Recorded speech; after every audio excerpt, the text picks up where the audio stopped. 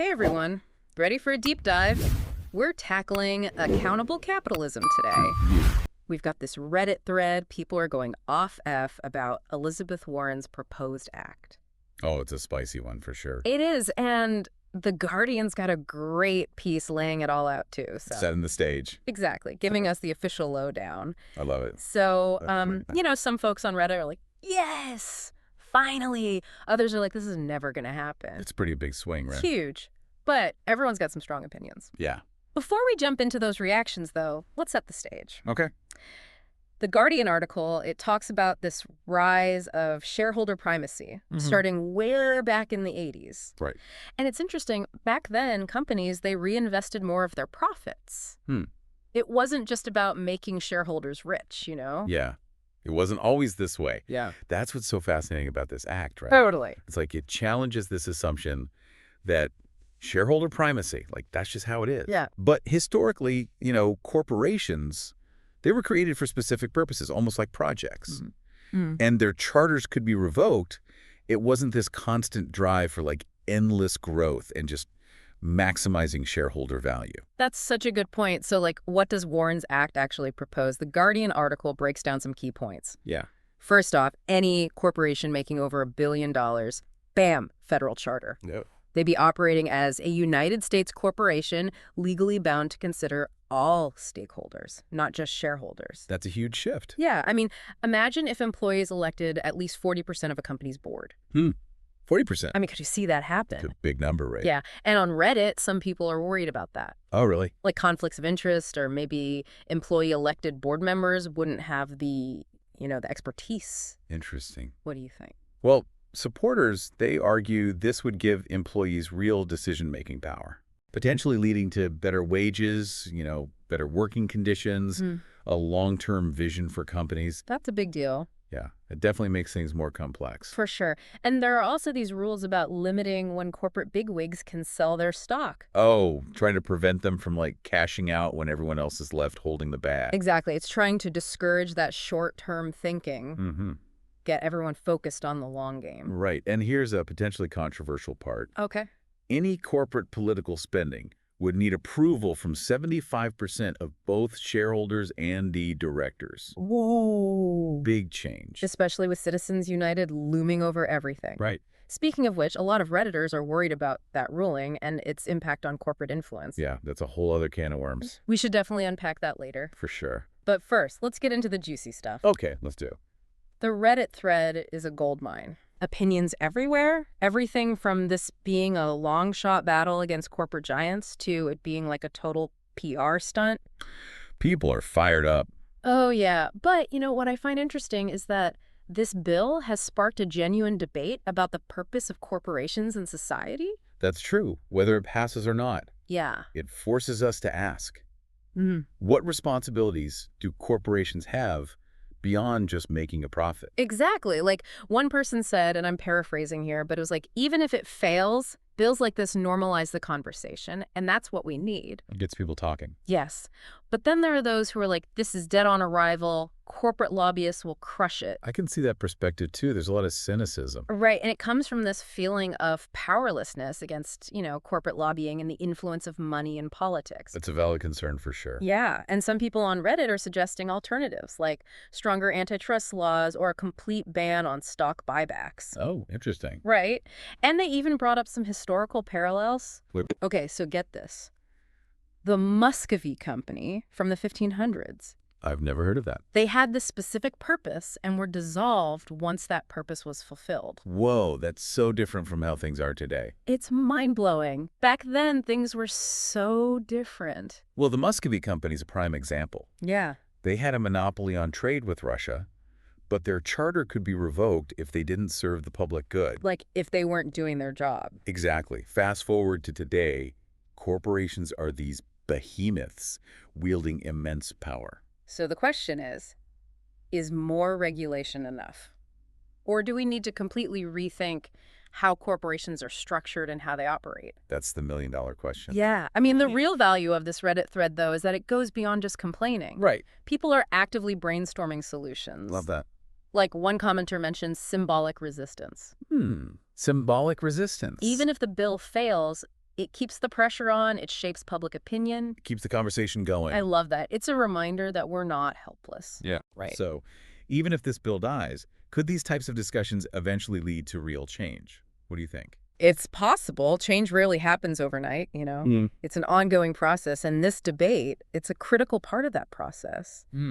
And what's fascinating to me is the diversity of proposed solutions. Right. Some advocating for, incremental change, while others are calling for a systemic overhaul. And that's what makes this so compelling. It's not just about one bill. No. It's about sparking a deeper conversation about the role of corporations in our lives. Absolutely. And speaking of sparking conversations, we can't ignore the elephant in the room. Citizens United. Oh, yeah, that's a big one. That ruling has such huge implications, and a lot of people on Reddit see it as a major obstacle to any meaningful reform. Yeah, we'll have to dive into the complexities of Citizens United and its potential impact on the Accountable Capitalism Act when we return. It's a topic that deserves its own deep dive. Absolutely. Stay tuned. Stay with us. Okay, so we're back. And that Citizens United dilemma, it's a big one. It is. And it's understandable why. This ruling, it really reshaped how corporations can influence politics. Right. Which is crucial to understanding what Warren's Act could actually achieve, For a lot of Redditors, they see Citizens United as this, giant roadblock. They're just skeptical that any reform can truly curb corporate influence if this ruling stands. Yeah, so just to recap, right? Yeah. Citizens United basically says that corporations spending money on political campaigns, Right. it's protected free speech. Oh, under the First Amendment. Exactly. But even if this act passes, Right. with the supermajority approval for political spending, couldn't companies still find ways to funnel money into campaigns? Oh, absolutely. What kind of sneaky ways are we talking about? Well, think about things like political action committees or pay PACs or super PACs. They can raise unlimited funds from various sources, Right. including corporations.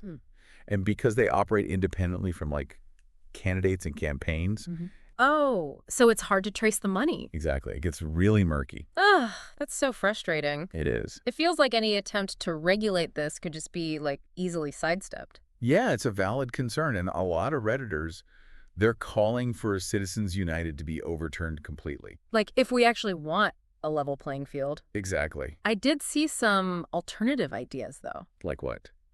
Total transparency for all political spending, Nay. even from those independent groups. Interesting. If everything was just out in the open, wouldn't that force more accountability? It could. Transparency is definitely a step in the right direction. Yeah. It would empower voters. Right. They could actually see who's bankrolling campaigns. Right, and potentially make more informed choices. Exactly. Okay, so Citizens United, it's a huge challenge. It is. But let's zoom out for a sec. Okay. Get back to the Reddit thread. Yeah? What I found amazing is just how passionate people are about this whole issue. Oh, yeah. They're not holding back. That's the beauty of Reddit, right? Totally. There was this one comment, I'm paraphrasing here, but it was if money talks louder than words, maybe we need to go back to sticks and stones. Oh. Obviously, we don't condone violence or anything like that, Right. but you can feel the frustration, Right. It speaks to a sense of powerlessness. Right. When people feel like the system is just ignoring them and it's favoring corporate interests. Totally. That's when they start considering, more drastic measures. It's a wake-up call for sure. Yeah. We need to find ways to make the system more responsive to ordinary people. Not just big corporations. Exactly. Otherwise, we risk losing faith in our democratic institutions. Right. And then you face even more political instability. And here's another intriguing point from the thread. Okay. Some people think the act doesn't go far enough. Really? Yeah, they're arguing for a total system reboot, saying capitalism itself is the problem. It prioritizes profit over people and the environment. It's a valid critique. There's a growing movement advocating for alternatives. Like what? Like worker cooperatives or democratic socialism, Okay. where economic power is more evenly distributed. It's definitely food for thought.